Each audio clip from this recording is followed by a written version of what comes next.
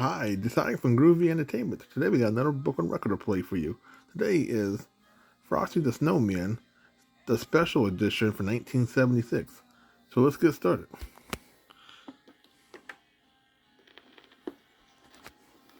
This is the story of Frosty the Snowman. You can read along with me in your book. You will know it is time to turn the page when you hear the Christmas chimes ring like this. Let's begin now. One fine snowy day, Sally and her brother Joe were having fun trying out their new sleds. The hill behind their house was perfect for sledding. Come on, Joe. Follow me.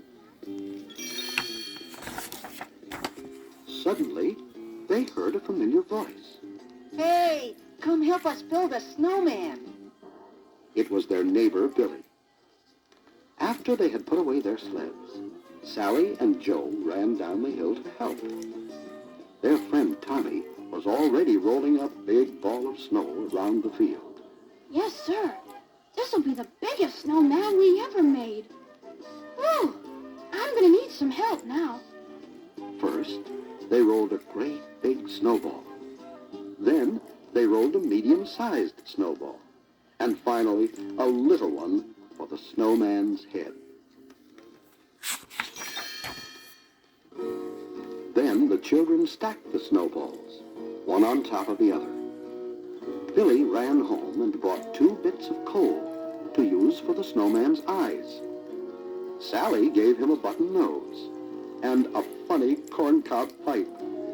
Tommy brought floppy galoshes and a scarf for the snowman. And Joe said, Look, I found a pair of old red mittens for him to wear. Now all we need is a hat, said Sally. So they began to look around. Sally found an old green cap, but it didn't look just right. Billy found a battered felt hat, but it still didn't seem right. Just then, down the street came the whistling wind, and it blew to their feet a shiny top hat. just what we need. Cried Joe. Billy was amazed. It's like magic. Tommy picked up the shiny top hat and put it on the snowman's head. Zing! Tommy's hand sprang back with a shock. It is magic. So it is, said a deep, chuckly voice they had never heard before. And a pleasant sort of magic, if I do say so myself, It's the snowman. whispered Sally. Yes, ma'am, Frosty the Snowman, at your service. Billy thought he was dreaming. He's alive. The snowman started off down the hill. Come on, children, follow me, and I'll show you how to have fun in the winter. Hey, let's go. And the children ran after Frosty. With Frosty's help, everything was easier and more fun. When they built a snow house, the snow blocks packed tighter than ever.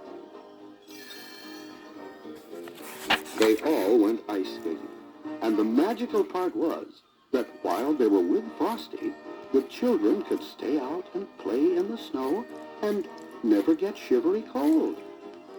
Was it Frosty's warm heart or his magical smile? Whatever it was, they thought it was fine.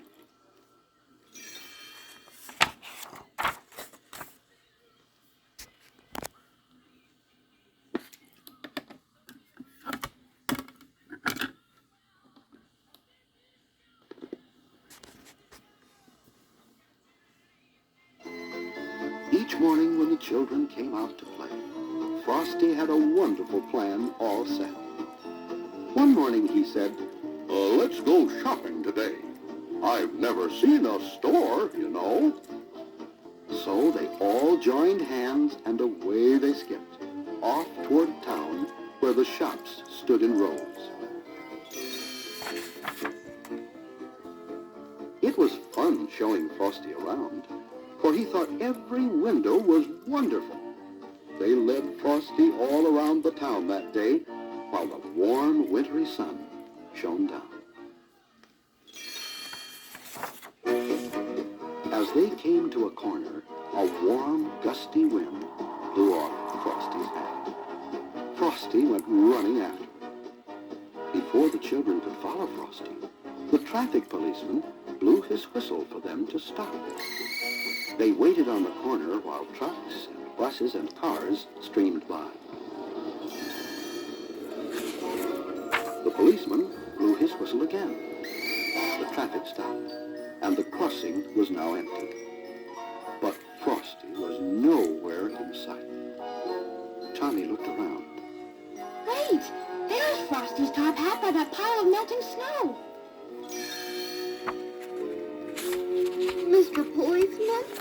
Cried Joe. Where's Frosty the Snowman gone? Don't cry, children, said the kind policeman. Frosty the Snowman has gone away, where all snowmen go on a sunny day. But he'll be back at your bidding and call, whenever great heaps of snowflakes fall.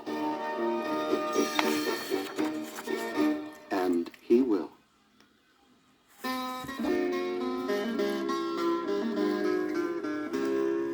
Frosty the Snowman was a jolly, happy soul, with a corncob pipe and a button nose and two eyes made out of coal.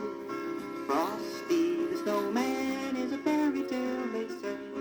He was made of snow, but the children know how he came to life one day.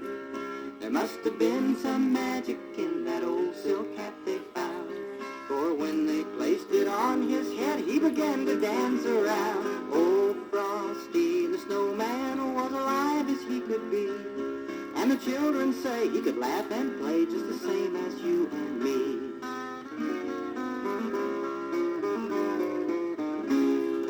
Frosty the Snowman knew the sun was hot that day, so he said, let's run and we'll have some fun now before I melt away.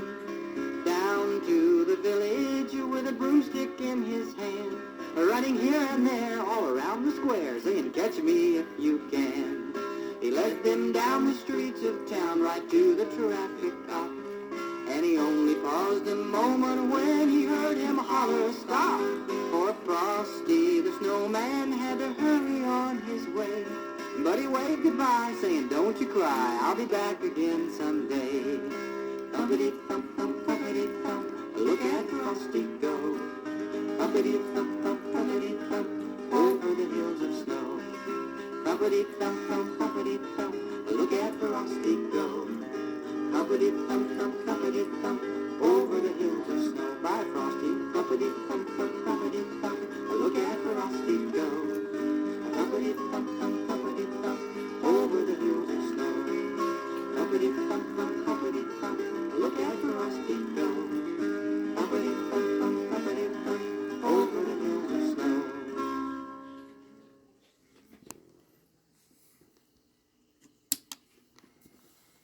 So that was Frosty the Snowman, the special edition for 1976. So if you like, subscribe, share, and comment, and have a groovy day. And our next book will be The 12 Days of Christmas.